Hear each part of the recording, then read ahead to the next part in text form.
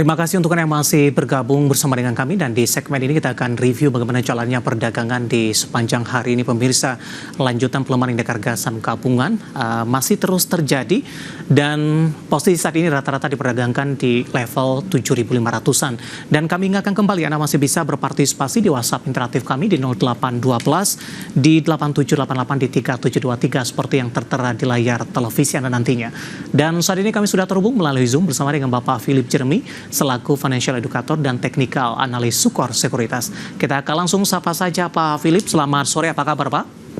Sore, kabar baik Mas David. Apa kabar untuk Mas David dan seluruh tim IDX Channel? Kabar baik juga Pak Philip. Hari ini kabar kurang baik datang dari indeks harga saham gabungan, meskipun di 30 menit jelang penutupan atau beberapa menit jelang penutupan pelemahan lebih ke arah terbatas. Tapi secara keseluruhan indeks harga saham gabungan hari ini dominan bergerak di level 7.500-an. Artinya ada posisi kemunduran jika dibandingkan dengan perdagangan kemarin. Indeks harga saham gabungan di menit-menit terakhir ditarik kembali ke level 7.600-an. Analisis Anda Pak Philip? Ya, kalau kita perhatikan composite ini, kita perhatikan IHSG ini kalau kita lihat gap down ya, begitu dia buka dia langsung gap down ya, di mana dia open di 7558 padahal close sebelumnya itu di 7600. Jadi gap downnya loncatannya cukup signifikan juga. Namun memang perlu dicatat area level support itu kita bisa perhatikan ada di sekitar level 7500, dan hari ini low berada di 7520 ya, mengindikasikan sebenarnya ya, karena di 7520 kita lihat dia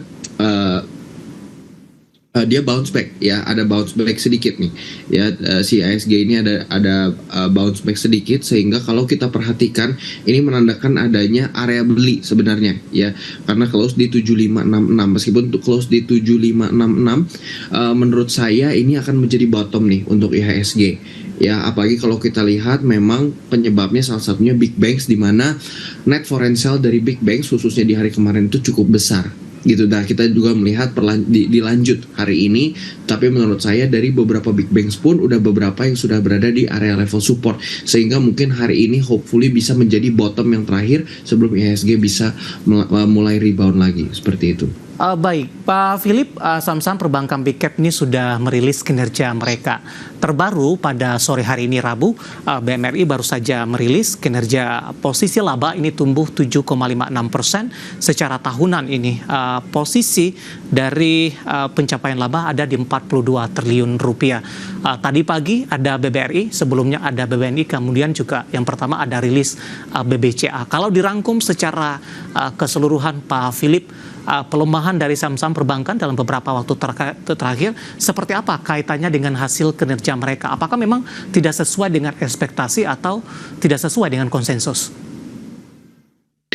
Ya, kalau menurut saya memang tidak sesuai ya dengan ekspektasi gitu, karena banking in general memang secara sektor akan grow, apalagi sebenarnya kita memasuki apalagi suku bunga sudah diturunkan. Jadi menurut saya market pun ekspektasi ada pertumbuhan yang lebih signifikan dari sektor banking gitu, dan ketika hanya 7% di situ memang market kelihatannya under ekspektasi nih, under ekspektasi dan under konsensus market. Ditambah lagi juga yang paling penting kan sebenarnya mungkin ini di bawah ekspektasi asing gitu, dimana kita lihat net foreign sale-nya masih cukup besar, sehingga menyebabkan memang banking akhirnya terkoreksi lumayan dalam hari ini. Baik, tapi kabar baiknya beberapa saham perbankan big cap justru hari ini berbalik arah Pak Philip. Salah satunya adalah BBRI Pak, menguat di 0,64%, 4730 jelang penutupan, dan tadi sempat tertekan ke 4630. Dan kebetulan sudah ada beberapa pertanyaan masuk di WhatsApp interaktif kami yang menanyakan saham BBRI. Saya akan coba bacakan yang pertama, saya akan coba cek terlebih dahulu. Ada Bapak Aris Zaijas ini tidak menyebutkan lokasinya di mana. Kenapa saham BBRI turun terus? Terus yang kedua menanyakan saham BBRI, saya akan coba cek. Ada Bapak Victor dari Malang. BBRI sahamnya sudah mulai rebound, apakah sudah bisa direkomendasikan masuk? Silakan Pak Philip, analisis Anda untuk BBRI. Ya, BBRI hari ini penguatan 0,64% ya, menurut saya ini penguatannya relatif kecil ya karena dia open gap down ya, dia gap down juga mirip kayak pergerakan market. Nah setelah itu memang dia gap down di low 4.630. 4.600 itu area level support ya, jadi wajar ada tekanan beli, ada buying pressure. Kalau untuk Cuan Roopers yang ingin buy BBRI menurut saya di bawah harga 4.800-an, di bawah harga pokoknya di angka 47 atau even bisa dapat di angka 46, itu BBRI very good buy menurut saya. Baik, buy and breakout di 4.800 seperti apa peluangnya? Kalau kita melihat secara volumenya udah ada peningkatan volume. Kita lihat juga sudah ada tekanan beli tadi di harga sekitar 4.600. Cukup besar chance dia untuk breakout, dan kalau dia breakout akan menuju ke area level 4.980 apabila breakoutnya successful.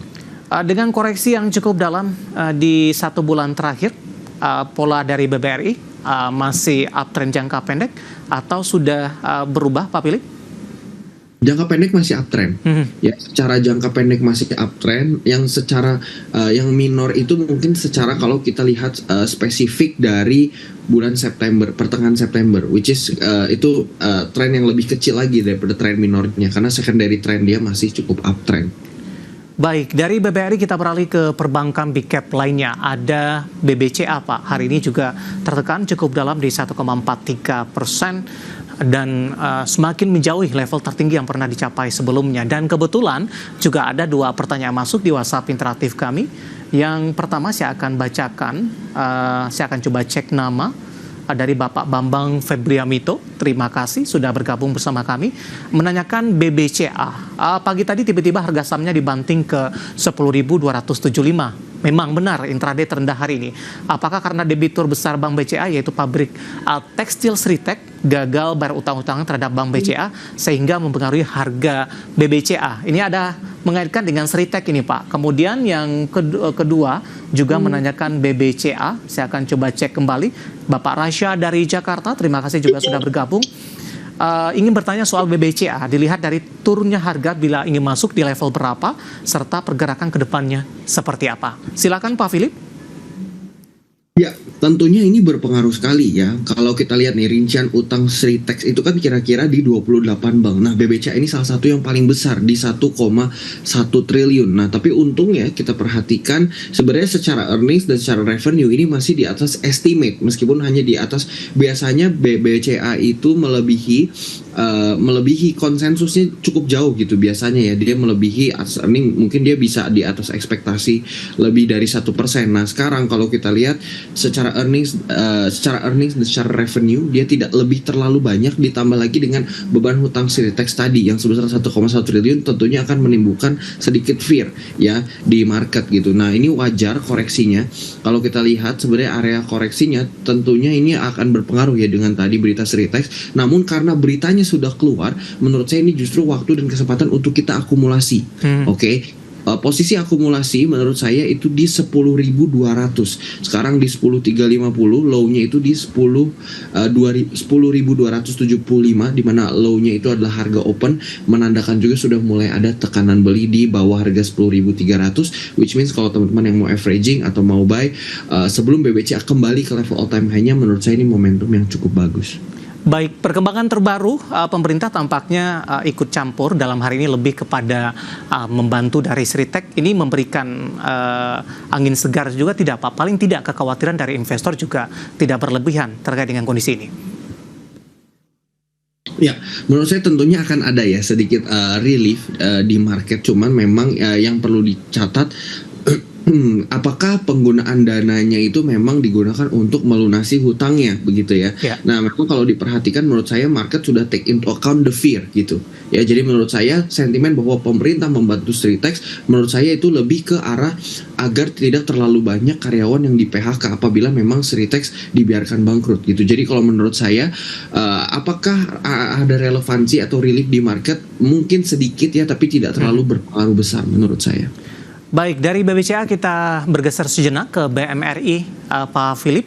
Tadi juga kita sampaikan sudah merilis kinerja pertumbuhan laba di 7,56%. Hari ini lebih cenderung tertekan. Catatannya adalah dari sisi teknikal, BMRI hari ini sempat melemah di atas 3%. Namun jelang penutupan sesi kedua, pelemahannya lebih ke arah terbatas. Tampaknya ada perlawanan. Lompatan juga cukup signifikan dari 6.500-an intraday terendah hari ini hingga ditutup di 6.750 dan tadi sempat ke 6.775.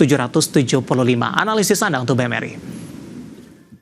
BMRI ada area level support di 6.550 dan low-nya udah disentuh di 6.575. Menurut saya ini ada potensi besok candle-nya akan rebound. Ya, akan ada technical rebound dari BMRI, apalagi saya melihat volume penurunan hari ini itu tidak besar.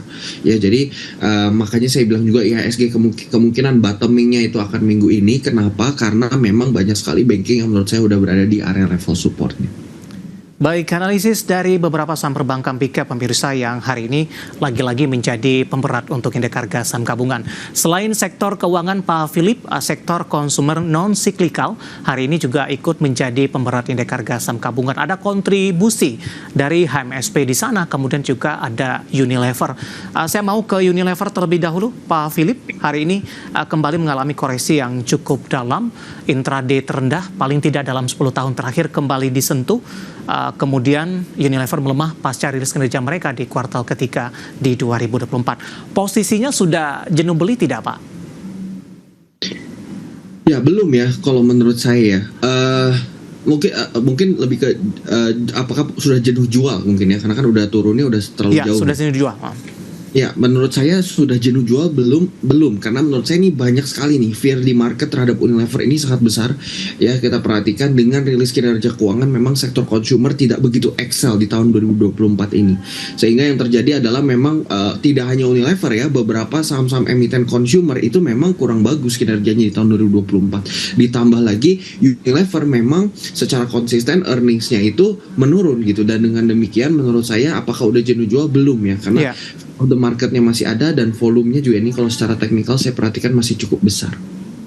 Support dan resistennya, Pak? Rekomendasinya lebih ke arah wait and see juga atau seperti apa? Oke, untuk Unilever sendiri supportnya itu kita harus perhatikan karena ini udah di 10 tahun ya, dia dari 10 tahun intraday-nya dia udah terendah. Menurut saya biasanya yang terjadi adalah akan ada rejection di whole number.